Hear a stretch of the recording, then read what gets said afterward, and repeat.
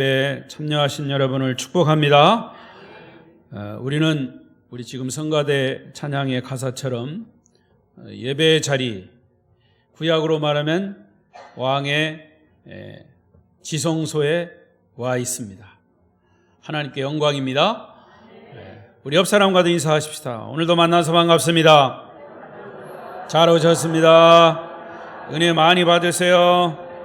감고사초 감사합니다. 고맙습니다. 사랑합니다. 축복합니다.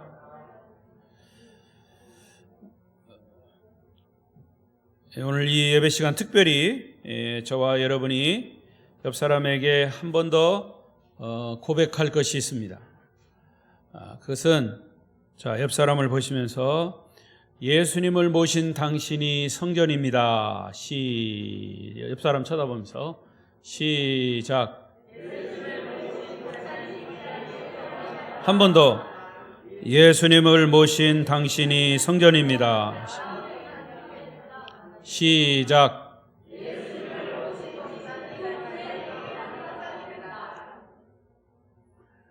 제목을 말하는 게 아니고 저를 따라 하시라는 거죠. 상대방을 보면서 예수님을 모신 당신이 성전입니다. 시작.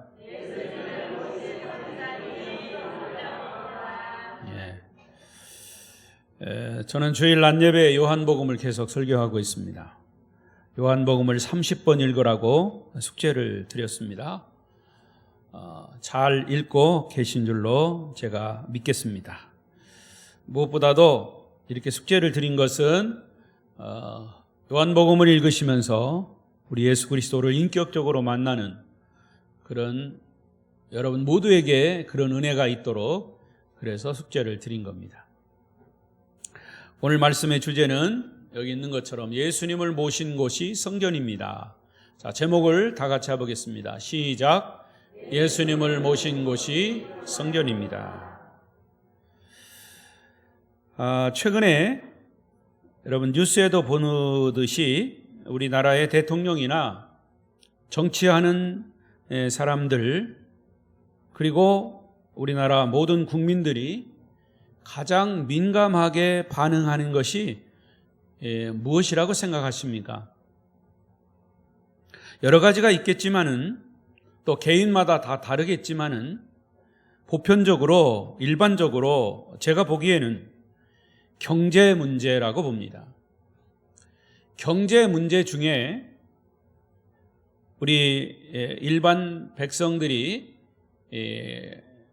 살아가는 데 있어서 가장 기초가 되는 물가입니다. 아무리 정치를 잘하는 정치가라도 물가가 이렇게 자꾸 올라가면 책임자의 책임을 피할 수가 없습니다. 그 이유는 역시 물가는 국민들의 가장 기초 생활이기 때문입니다. 국민들의 기초 생활이 흔들리면 어떤 정부도 국민의 지지를 받을 수가 없습니다. 자, 이와 마찬가지로 우리 신앙생활을 하는 저와 여러분, 신앙생활을 올바로 하는 사람들에게 가장 민감한 문제는 무엇이라고 생각합니까? 그것은 여러분이 다니는 이 아름다운 교회, 또 많은 사람들이 신앙생활을 하는 사람들이 자기가 다니고 있는 교회가 건강한 교회인가 아닌가, 복음이 바로 전해지고 있는 교회인가 아닌가 하는 문제입니다. 만약에 내가 다니는 교회가 어지럽고 싸움하고 부패하고 어떤 타락한 사상이 교회를 오염시키고 있다면 그 교회 성도들의 신앙생활 자체가 불안하고 흔들리게 됩니다. 신앙이 흔들리면 인간의 정체성이 파괴되는 그런 엄청난 결과를 초래하게 됩니다. 저는 목사의 입장에서 사실은 진정한 하나님이 창조한 인간성을 바로 전해주는 곳이 바로 교회라고 생각합니다. 성경에 하나님께서 우리 인간을 창조하신 그 창조로 인간의 본성이 무엇인가를 말씀하셨어요. 그래서 그 인간의 본성을 따라서 하나님을 의지하며 창조주를 의지하며 살아가는 것이 우리 인간 본연의 생활이고 그것이 바로 인간의 정체성입니다. 그런데 이것이 잘못되면 인간의 정체성이 파괴되는 겁니다. 인간의 정체성이 파괴되면 온갖 괴상한 일들이 생겨납니다. 인간의 정체성이 파괴되니까 희한한 일들이 생기는 겁니다. 자기 부모를 죽이거나 형제를 죽이거나 이 괴상한 일들이 우리 이 주변에서 일어나고 있는 것이죠. 자, 예수님 당시에 하나님을 열심히 믿는 사람들에게 가장 두려운 문제는 성전 문제였습니다. 그 당시 하나님의 성전이 더럽혀질 대로 더럽혀 있었기 때문에 일반 성도들은 두려움에 떨고 있었습니다. 그렇지만 누구도 성전을 깨끗하게 할 엄두를 내지 못했습니다. 종교 지도자들인 제사장들이 타락한 것은 말할 것도 없고 성전을 관리하는 사람들까지 성전 건물은 46년 동안 예루살렘 성전으로 아주 화려하게 지어 놓고서 그 성전의 역할을 하지 않고 성전을 도구 삼아서 돈을 버는데 혈안이 되어 있었습니다. 유대인들에게는 유월절이라고 하는 1년의 큰 명절이 있습니다.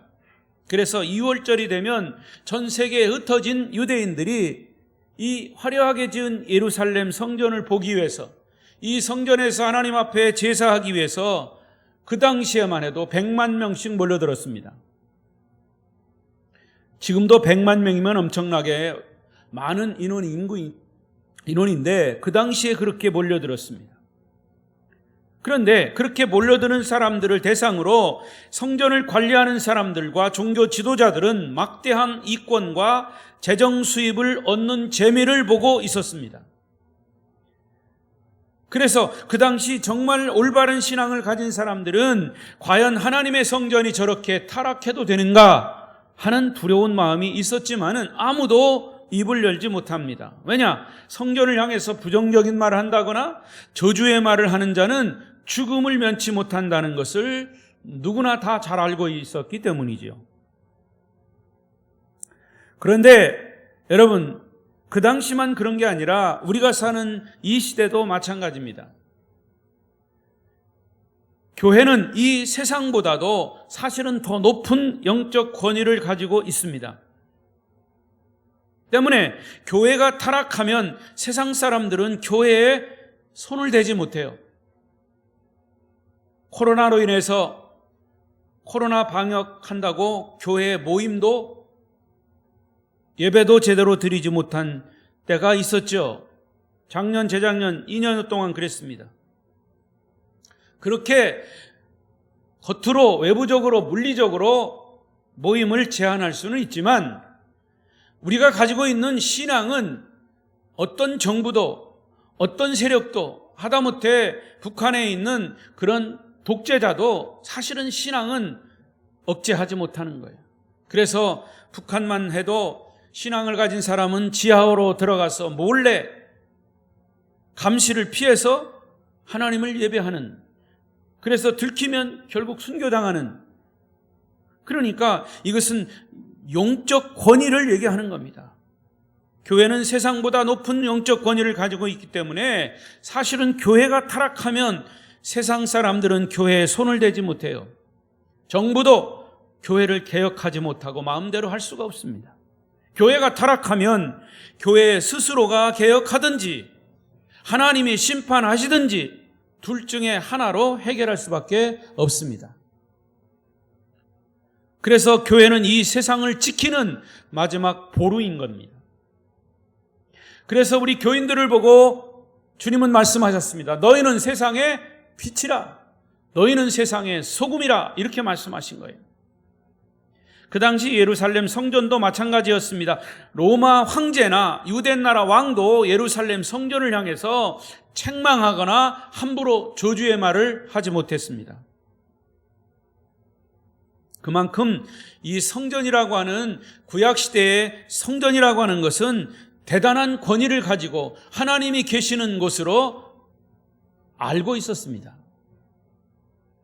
자, 이런 배경 하에서 이제 막 공생애를 시작하시는 예수님은 제자들과 함께 예루살렘 성전에 올라가셔서 이제 성전을 청결케 하시고 깨끗하게 하시는 모습이 오늘 본문의 말씀이에요. 주님이 보여주신 이 행동은 타락한 성전을 심판하시는 모습입니다. 예수님은 이 거짓된 성전을 헐어버리고 새로운 성전을 세우시겠다라고 하는 의지를 보여주고 계십니다. 물론 이제는 건물로 된 예루살렘 성전을 헐어버린다는 그런 뜻이 아니었습니다. 주님이 말씀하신 성전은 예수님 자신임을 밝혀주셨죠. 지금 성전을 청결하게 하시는 주님은 바로 이런 의미가 있습니다. 여러분의 이해를 돕기 위해서 예를 들기요. 만약에 여러분이 타지에 살다가 오래간만에 고향에 있는 아버지 집을 찾아왔습니다. 그런데 그 아버지는 이미 돌아가시고 안 계셔요. 그러나 그 소유는 아버지 이름으로 돼 있고 아버지의 집이에요. 그런데 내려와 보니까 전혀 모르는 사람들이 아버지 집에 들어가서 집안에서 음식을 만들어 놓고 오물을 버리면서 온 집안을 더럽히고 있다면 여러분은 어떤 생각이 드십니까? 어떻게 하겠습니까? 아마 그런 모습을 보고 그냥 있을 사람은 없을 겁니다. 당장 그 집안에 있는 사람들을 쫓아내고 오물들을 다 치우게 할 겁니다. 그런데 그 사람들 중에 당신이 뭔데 우리가 이 집에서 노는 것을 못하게 하느냐라고 항의한다면 아마도 여러분은 화를 내면서 이 집은 우리 아버지 집이란 말이야. 내 아버지 집이 당신들의 놀이터인 줄 아십니까? 당장 내 아버지 집에서 나가세요. 우리 아버지 집에 내 허락 없이 앞으로는 얼씬도 하지 마십시오 라고 소리를 칠 겁니다. 그런데 아무도 그가 소리치는 것에 이유를 달 수가 없어요. 왜? 그 사람은 그 집 주인의 아들이기 때문입니다. 그렇게 자신 있게 큰 소리를 치는 것을 보면 그 집주인의 아들임이 틀림없습니다. 자, 예수님이 성전에 올라가셨을 때 그곳에는 소와 양과 비둘기 파는 사람들과 돈 바꾸는 사람들, 하나님의 성전을 이용해서 큰 수입을 올리는 장사꾼들로 가득했습니다. 아무도 그것을 말리는 사람들이 없었습니다. 그런데 예수님은 하나님의 아들 자격으로 성전 안에 들어가셔서 노끈으로 채찍을 만들어서 그 안에 있는 모든 소와 양을 내쫓으셨고 돈 바꾸는 자들의 상을 뒤엎으면서 돈을 다 쏟아버리셨어요. 그리고 비둘기 파는 자들에게 그것을 가지고 당장 여기서 나가라고 소리를 치셨습니다. 그리고 하신 말씀이 오늘 본문 16절의 말씀이에요. 읽어보겠습니다. 16절 시작. 비둘기 파는 사람들에게 이르시되 이것을 여기서 가져가라. 내 아버지 집으로 장사하는 집을 만들지 말라 하시니. 똑같은 장면의 마태복음 21장 13절에는 예수님은 내 집은 기도하는 집이라 이런 표현을 쓰셨습니다. 당신이 하나님의 아들이라고 하는 사실을 이제 비로소 여기서 밝히신 거예요. 예수님이 이런 열정으로 성전을 깨끗하게 하신 것은 성전의 주인이신 하나님의 아들이심이 분명합니다. 그리고 그 모습을 본 제자들은 17절에 이렇게 고백합니다. 시작. 제자들이 성경 말씀에 주의 전을 사모하는 열심이 나를 삼키리라 한 것을 기억하더라. 제자들이 한 이 성경은 시편 69편 9절의 말씀을 인용한 겁니다. 주의 전을 사모하는 열심이 나를 삼키리라. 무슨 뜻일까요? 어떤 학생이 컴퓨터의 게임에 빠져가지고 다른 모든 것은 다 잊어버리고 시간 가는 줄 모르고 배고픈 것도 모르고 피곤한 것도 모르고 잠도 안 자고 컴퓨터 게임에 빠진 겁니다. 그랬을 때 그 장면을 보고 컴퓨터 게임이 그 학생을 삼켰다, 이렇게 말하는 겁니다. 과연 예수님은 시간 가는 줄도 모르고 피곤한 줄도 모르시고 성전을 청결하게 하신 일에 삼키움을 받으신 겁니다. 시편 말씀이 예수님에게 그대로 적용된 거죠. 누구도 예수님의 열심에 저항할 수 없습니다. 거듭 말씀드리지만 요한복음의 특징은 예수님은 하나님의 아들이심을 나타내는 복음서라 그랬습니다. 그래서 여러분 이 요한복음을 읽으실 때 예수님은 하나님의 아들이시구나, 하나님의 아들로서 하나님으로서 이런 행동을 하시고 이런 말씀을 하시는구나, 이것을 의식하면서 인식하면서 성경을 읽어보십시오. 어느 순간 요한복음을 읽을 때 여러분의 마음의 문을 열고 영혼의 문을 열고 성경을 읽으시면 그 속에서 예수님을 만나게 될 줄로 믿습니다. 예수님이 막 그 속에서 튀어나오실 거예요. 아멘? 여러분 아멘 하는 거 보니까 안 튀어나오실 것 같아. 아멘? 오늘 본문 16절에 드디어 예수님은 당신의 입으로 하나님의 아들이심을 분명하게 고백하신 겁니다. 자, 예수님이 성전에서 장사하는 사람들을 쫓아내신 이 사건은 예수님을 미리 예비하셨던 세례 요한도 감히 흉내내지 못하는 일입니다. 성전을 깨끗하게 하신 일은 오직 예수님만이 하실 일입니다. 따라서 이 성전을 청결하게 하신 사건은 두 가지 중요한 의미를 내포하고 있습니다. 하나는 예수님의 신성, 예수님은 하나님의 아들이시다, 하나님의 아들이 이 땅에 성육신 하신 분이시다 라고 하는 사실과, 또 하나는 구약의 예언이 성취되었음을 보여주는 사건입니다. 자, 구약에 이런 말씀이 있어요. 먼저 스가랴 14장 21절 마지막 부분인데 21절을 전체를 한번 읽어보십시다. 자, 읽겠습니다. 시작. 예루살렘과 유다의 모든 소치 만군의 여호와의 성물이 될 것인즉 제사 드리는 자가 와서 이 솥을 가져다가 그곳으로 고기를 삶으리라. 이 부분, 그날에는 만군의 여호와의 전에 가나안 사람이 다시 있지 아니하리라. 여기 보세요. 만군의 여호와의 성전에 가나안 사람이 다시 있지 아니하리라. 이 가나안 사람은 이방인을 말하는 거예요. 그런데 여기서의 의미, 가나안 사람이 성전 안에 다시는 없을 것이다, 이런 뜻이 아니고, 여기서 가나안 사람이라고 하는 히브리어의 의미는 장사꾼을 말하는 겁니다. 그날에는 만군의 여호와의 전에 장사꾼이 다시 있지 아니하리라. 이것은 스가랴서가 예수님이 성전을 깨끗게 하실 것을 예언하신 말씀이에요. 그 예언이 지금 이 요한복음에서 성취되고 있는 거죠. 또 한 장면이 있습니다. 말라기, 구약의 제일 마지막 책인 말라기 3장 1절 3절까지인데 읽지 않겠습니다. 예수님께서 친히 성전에 나타나셔서 성전을 청결하게 하신 것의 예언인데, 내용은 그래요. 여호와의 사자가 먼저 보냄을 받고 길을 준비한 사람이 세례 요한입니다. 그 후에 예수님이 성전에 임하셔서 나타나셔서 성전을 깨끗하게 하신다는 것을 말라기 선지자가 예언한 부분입니다. 이것이 지금 요한복음에서 성취된 거예요. 그러니까 성전을 깨끗하게 하신 이 사건은 두 가지 의미가 있어요. 하나는 하나님의 아들로서의 역할을 하신 거고, 하나는 구약의 말씀이 성취된 사건이에요. 제가 거듭 말씀드리지만 구약은 예수 그리스도를 향한 말씀이에요.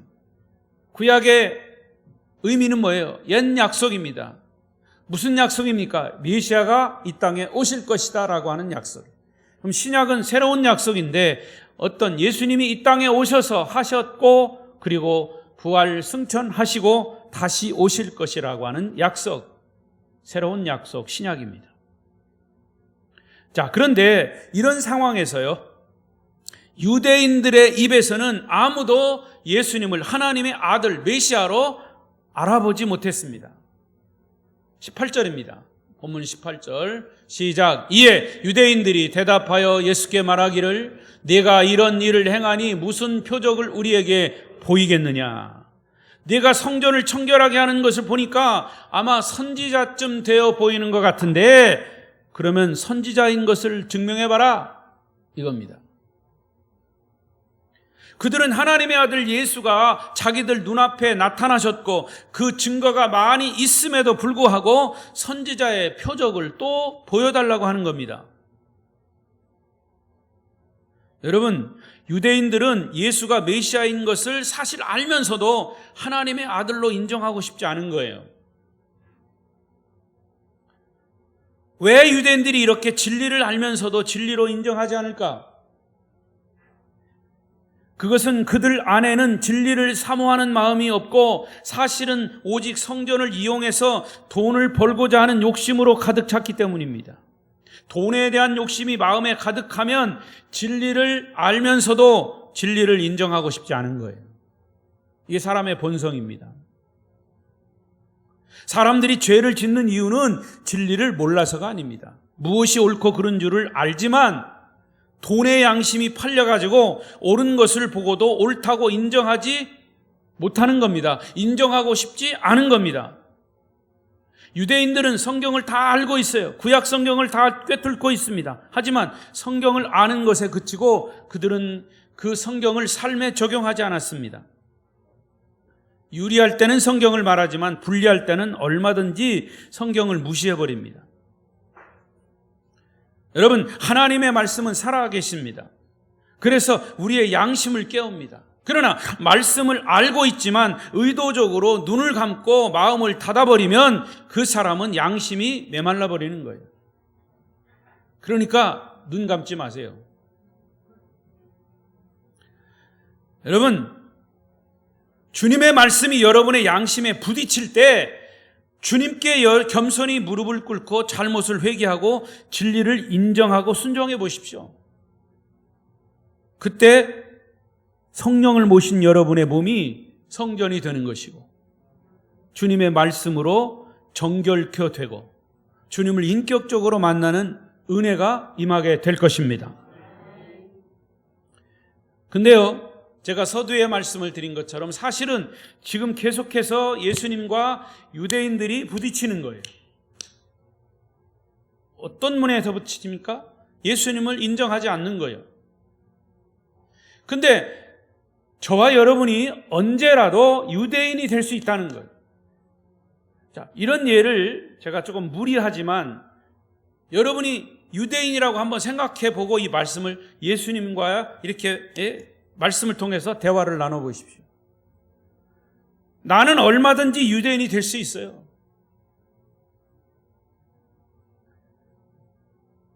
자, 주님은 이제 이 즈음에서 아주 충격적인 말씀을 하세요. 19절입니다. 시작. 예수께서 대답하여 이르시되 너희가 이 성전을 헐라 내가 사흘 동안에 일으키리라. 여러분, 이 19절의 말씀은 유대인들에게 가장 충격적인 얘기예요. 왜? 그동안에 그들이 알고 있던 성전이라고 하는 개념은 하나님이 계신 것, 그리고 46년 동안 지은 의리의리한 아름다운 그런 성전이에요. 하나님이 계시는 곳, 하나님께 제사하는 곳.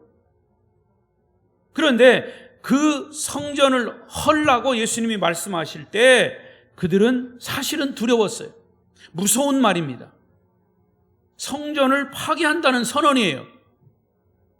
그들에게 성전이 파괴된다는 것보다 더 듣기 싫은 두려운 말은 없어요. 사실 예수님만 성전 파괴에 대한 말씀을 한 게 아니에요. 구약 성경에 보면 미가 선지자나 예레미야 선지자나 이사야 선지자가 다 지은 성전이 파괴될 것이다 이렇게 말했어요. 건물로서의 성전. 그러나 예수님은 이 19절에서 건물로서의 성전이 아니라 예수님 자신을 말하는 겁니다. 사흘 동안에 내가 다시 일으키리라. 예수님이 죽으셨다가 부활하신 것은 사흘 동안이에요. 유대인들에게 성전이 파괴된다는 것은 하나님으로부터 영원히 버림을 받는 것을 뜻합니다. 상상할 수 없는 일이에요. 눈앞에 일어나는 일을 보고도 예수를 하나님의 아들로 인정하지 않는 유대인들은 하나님의 백성이라고 할 수 없을 뿐만 아니라 그야말로 성전에서 쫓겨나는 것이 당연합니다. 그런데 19절에 보면 주님은 유대인들에게 뭐라고 말씀하십니까? 19절 다시 보세요. 19절 시작. 너희가 이 성전을 헐라 내가 사흘 동안에 일으키리라. 누구 보고 성전을 헌다고 그랬어요? 예수님이 성전을 헌다 소리 아니에요. 너희가 이 성전을 헐라 그랬어요. 유대인들 보고 그런 겁니다. 그러니까 사실은 성전을 허는 자들은 유대인 당신들이어야 한다는 겁니다. 유대인들이 46년 동안 지은 예루살렘 성전을 파괴할 것이고 이 파괴된 성전을 예수님이 내가 사흘 동안에 일으키리라. 이것은 유대인들에게는 엄청난 충격을 줄 뿐만 아니라 그야말로 신성을 모독하는 말로 드린 겁니다. 결국 이런 신성 모독죄로 예수님이 고발당한 거예요. 그래 십자가에 죽은 겁니다. 이게 바로 예수님의 죄목입니다. 그래서 이 부분을 사도 요한은 본문 21절에서 이렇게 주석을 달았습니다. 21절 시작. 그러나 예수는 성전된 자기 육체를 가리켜 말씀하신 것이라. 그렇습니다. 유대인들은 참 성전 되신 예수님의 육체는 십자가에 죽임을 당하고 3일 만에 부활하신다는 영적 의미를 성전 건물을 사흘 만에 세운다는 것으로 잘못 이해한 거죠. 유대인들에게는 예수님의 육신이 성전임을 모를 수밖에 없습니다. 자, 유대인들의 대답은 20절 보세요. 뭐라고 얘기합니까? 20절. 2장 20절 시작. 유대인들이 이르되 이 성전은 46년 동안에 지었거늘 네가 3일 동안에 일으키겠느냐 하더라. 유대인들의 입장에서의 성전은 건물이에요. 예수님의 입장에서의 성전은 예수님이에요. 얼마나 시작이 다릅니까? 그래서 46년 동안 정성을 기울여 지은 성전 건물 자체가 부서질 것이라고 하는 예수님을 사실은 조롱하고 있는 거예요. 20절에 유대인들은 이 성전을 46년 동안 지었는데 네가 3일 동안 지을 수 있냐? 그들은 눈에 보이는 성전 건물만 생각하고 있는 거죠. 자기들은 절대로 이 성전을 허물지 않을 것이라고 장담합니다. 자, 원인이 어디 있습니까? 유대인들이 하나님의 아들 예수를 알아보지 못하고 그를 배척한 것 자체가 사실은 성전을 허무는 겁니다. 유대인들은 버림받은 것입니다. 눈앞에 나타난 하나님의 아들을 영접하지 않고 배척했기 때문에 그들이 그렇게 자랑하던 성전 건물도 아무 쓸모없이 되고 말았어요. 결국 AD 70년에 예루살렘 성전은 돌 하나 돌 위에 남지 않고 다 무너져요. 예수님의 말씀대로 된 거예요. 그래서 20절의 유대인들의 말 속에 예수님을 향해서 비아냥거리는 네가 3일 동안에 일으키겠느냐? 이 말은 어떻게 네까짓게 아무리 목수의 아들이라 해도 3일 동안에 이 큰 건물을 지을 수가 있냐라고 하는 비아냥입니다. 거듭 말씀드리지만 이 장면은 예수님은 십자가에 죽으셨다가 3일 만에 부활하심으로 새로운 성전이 되신 겁니다. 영적 의미의 성전, 건물 성전이 아니고. 그러니까 지금 이 시점은 예수님과 제자들이 공생애를 시작하는 시점이기 때문에 제자들도 주님이 유대인들과 나누는 말씀이 무슨 뜻인지 몰랐어요. 그런데 예수님이 부활하신 후에야 예수님이 진정한 성전이라고 하는 의미를 깨닫게 되었다. 22절에 그렇게 말하고 있어요. 22절 시작. 죽은 자 가운데에서 살아나신 후에야, 부활하신 후에야 제자들이 이 말씀하신 것을 기억하고 성경과 예수께서 하신 말씀을 뭐라고요? 믿었더라. 이 말은 지금 예수님이 성전을 청결케 하실 때는 제자들도 이게 무슨 말인가, 이게 무슨 일인가 몰랐다는 거죠. 여러분, 예수를 나의 구세주로 믿는다라고 하는 것이 예수 오래 믿었다고 되는 게 아니에요. 기록된 성경 하나님의 말씀, 영적인 의미를 우리가 자꾸 되뇌이고 또 읽고 30번 읽으랬다고 딱 30번 읽는 사람이 있어. 30번 읽어도 주님을 못 만났으면 100번이라도 읽으세요. 아니, 10번 읽을 때 주님을 만날 수도 있어요. 오늘 말씀의 결론입니다. 오늘 제가 드린 말씀은 우리의 신앙생활의 가장 기초가 되는 교회의 본질에 관한 얘기예요. 오늘 설교를 한 문장으로 정리하면 이렇습니다. 구약에는 성전을 하나님이 거하시는 곳, 성전 건물로 보았다면, 신약에는 예수님을 구세주로 영접함으로 성령이 거하시는 곳, 우리의 몸이 성전이라 하는 말씀입니다. 그래서 제가 서두에 예수님을 모신 당신이 성전입니다 라고 고백하라고 한 거예요. 깨달았으면 고개라도 끄덕거려 보세요. 주님이 말씀하신 성전은 예수 그리스도를 구세주로 고백하는 사람들로 모인 성령 공동체, 신약의 교회를 말하는 거죠. 구약에는 성전이 건물이라면 신약에는 성전은 사람입니다. 여러분이 주님을 모신 자라면 성전입니다. 여러분 한 사람 한 사람이 모인 그것이 교회 공동체, 에클레시아 공동체. 그래서 사도 바울은 이 고린도 교회를 향해서 말합니다. 고린도전서 6장 19절 다 같이 큰 소리를 읽어요. 시작. 너희 몸은 너희가 하나님께로부터 받은 바 너희 가운데 계신 성령의 전인 줄을 알지 못하느냐? 너희는 너희 자신의 것이 아니라 값으로 산 것이 되었으니 그런즉 너희 몸으로 하나님께 영광을 돌려라. 여러분이 예수 그리스도를 구세주로 고백하고 예수님을 영접한 성도라면 여러분의 몸이 성전입니다. 여러분의 몸으로 하나님께 영광을 돌리라는 얘기죠. 구약시대의 성전 정신은 이제 신약시대의 교회의 계승이 돼서 구약시대의 성전에서 이루어진 모든 역사들이 신약시대의 교회 공동체를 통해서 나타나게 되는 거죠. 그래서 바울은 하나님의 성전을 더럽히는 자는 주께서 멸망시킬 것이라 예언했습니다. 여러분의 몸을 통해서 여러분의 몸이 망가지면, 더러워지면, 더러운 것들이 들어가서 더러운 생각들이 하면 그 성전은 망가지는 거예요. 그 성전은 멸망당하는 겁니다. 이 말씀에서 여러분이 기억해야 할 것은 예수님을 끊임없이 반대하는 유대인들이 자칫 우리가 될 수 있다는 사실이에요. 예수님이 말씀하시는 진리들이 우리 마음속에 계속 의심되거나 불신될 때에 내가 바로 유대인이 될 수 있다 그 말이에요. 저와 여러분 한 사람 한 사람은 성령이 거하시는 성전임을 믿으시기 바랍니다. 그런 사람들이 함께 모여서 우리 아름다운 교회 공동체를 이룬 것입니다.